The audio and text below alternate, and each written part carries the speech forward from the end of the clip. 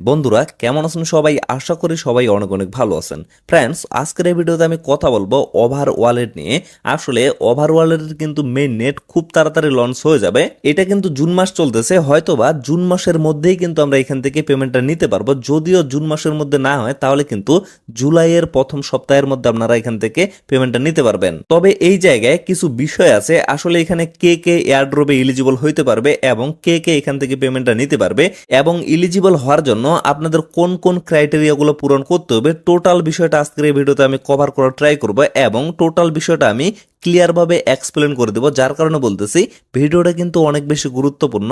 অবশ্যই আপনারা শুরু থেকে শেষ পর্যন্ত দেখার চেষ্টা করবেন, আর যদি স্কিপ করে দেখেন তাহলে কিন্তু আপনারা অনেক কিছু তথ্য মিস করে ফেলবেন। তো কয়েকদিন আগে আমি কিন্তু আপনাদের ওভার ওয়ালেট নিয়ে একটা ভিডিও দিছিলাম, সেখানে কিন্তু সিভিল ডিটেকশন নামে একটা কেওয়াইসির অপশন আসছিল এবং সেটা কিন্তু আপনাদের মাস্ট বি কমপ্লিট করতে হবে। তবে যারা যারা কমপ্লিট করতে পারে নাই তাদেরও কিন্তু কোনো ধরনের টেনশন নাই, কারণ তারা কিন্তু আরো এখানে সুযোগ পাবে। তো যারা যারা ফ্লিপস্টার এক্সচেঞ্জারের মাধ্যমে সিভিল ডিটেকশনটা কমপ্লিট করছে, তো আপনারা কিভাবে চেক আউট করবেন যে আপনাদের এটা কমপ্লিট হয়েছে কিনা? তো এর জন্য আপনারা ওভার ওয়ালেটে প্রবেশ করবেন। প্রবেশ করার পরে এই পাশে দেখতে পারবেন সেটিংস আইকনটা শো করবে, সেটিংসে একটা ক্লিক করবেন, দেন লক্ষ্য করবেন কনগ্রাচুলেশন এলিজিবল ফর এয়ারড্রপ, এই অপশনটা কিন্তু আপনাদের দেখাবে। তো এই জায়গায় আরেকটা বিষয় আছে, সেটা হচ্ছে ম্যানেজ লকড অ্যাসেট। তো এইখানে একটা ক্লিক করবেন, দেন এই জায়গায় লক্ষ্য করবেন এখানে কিন্তু অনেকের ব্যালেন্সটা লক হয়ে থাকবে। আমার কিন্তু কোনো ধরনের ব্যালেন্স এখানে লক নাই, আমার কিন্তু টোটাল ব্যালেন্সটা এখানে আনলক অবস্থায় আছে। তো এই জায়গায় যদি আপনাদের কিছু পরিমাণ ব্যালেন্স লক হয়ে থাকে তাহলে আপনারা কিভাবে সেটা আনলক করবেন? এর জন্য কিন্তু অবশ্যই আপনাদের ওয়ালেটটা অ্যাক্টিভ রাখতে হবে, আর অ্যাক্টিভ রাখার জন্য অবশ্যই কিন্তু আপনাদের ট্রানজেকশন করতে হবে।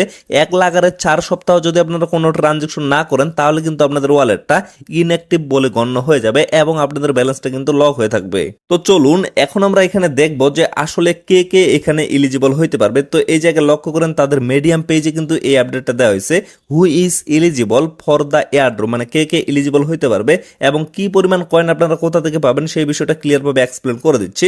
তো এখানে মূলত 3টা বিষয়ের কথা তারা উল্লেখ করছে। দেয়ার আর 3 main ways to receive N airdrop. এই যে দেখেন, তো এখানকার 1 নম্বরে যে বিষয়টা আছে সেটা হচ্ছে member who have over wallet point and pass the sybil detection, মানে অবশ্যই কিন্তু আপনাদের ওভার ওয়ালেটের পয়েন্টগুলো থাকতে হবে এবং সিভিল ডিটেকশন আপনাদের পাস করতে হবে।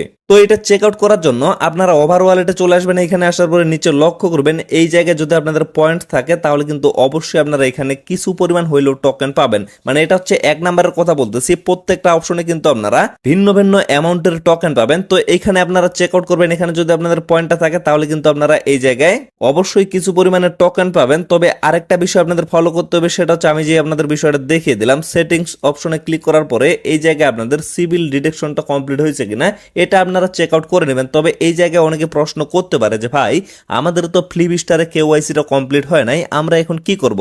তো এই বিষয়টাও কিন্তু আমি আপনাদের বললাম যে এখানে আপনাদের প্যারা নেওয়ার কোনো প্রয়োজন নেই, আপনারা কিন্তু আরেকবার সুযোগ পাবেন।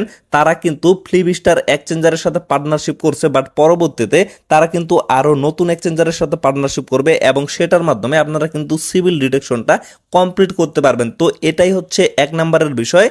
তো এখন আমরা কথা বলবো 2 নম্বরে আসলে তারা কি বিষয়টার কথা বলছে। তো এখানে আপনারা লক্ষ্য করেন member who participate in the testing using overnote and meet the criteria. তো এই বিষয়টা নিয়েও কিন্তু কিছুদিন আগে একটা ভিডিও দেওয়া হয়েছিল। তো যারা যারা নিয়মিত আমাদের এই চ্যানেলটা ফলো করে তারা কিন্তু অবশ্যই এই বিষয়টাও কমপ্লিট করে ফেলছে। তো এটাও আমি আপনাদের ক্লিয়ার ভাবে এক্সপ্লেন করে দিই। তো এখানে লক্ষ্য করেন এখানে কিন্তু একটা স্টেকিং এর অপশন নিয়ে আসা হয়েছে।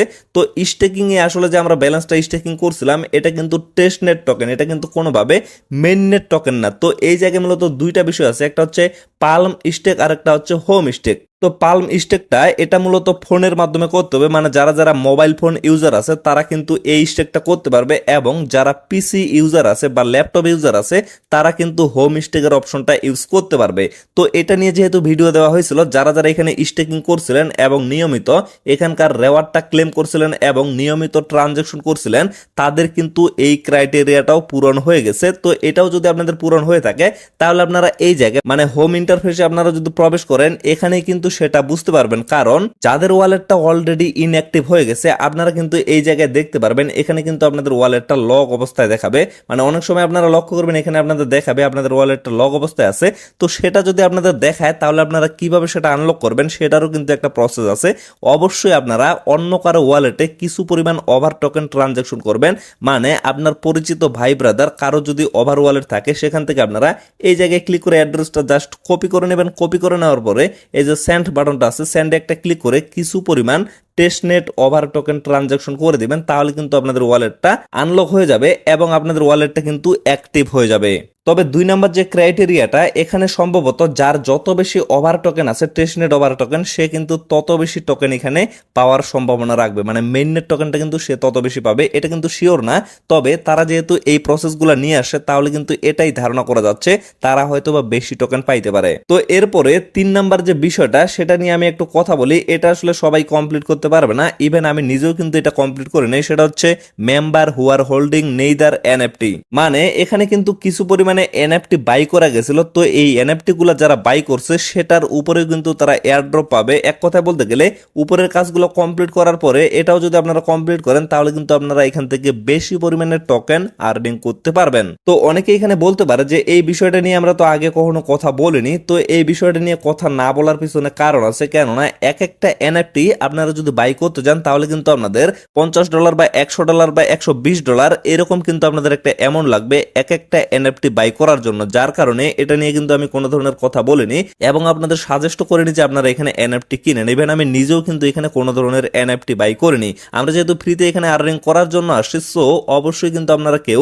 ডিপোজিট করে আর্নিং করার ট্রাই করবেন না। ফ্রিতে যেটুকু পাবেন সেটাই নিয়ে কিন্তু আপনারা অবশ্যই সন্তুষ্ট থাকবেন। তো ফ্রেন্ডস, আশা করি আপনারা টোটাল বিষয়টা ক্লিয়ার ভাবে বুঝতে পারছেন। তবে ভিডিওটা পাবলিশ করার পরে এখানে কিন্তু অনেক ধরনের প্রশ্ন আসবে, তবে শেষে যে প্রশ্নটা আসতে পারে সেটা আমি আগে আপনাদের ক্লিয়ার করে দিই।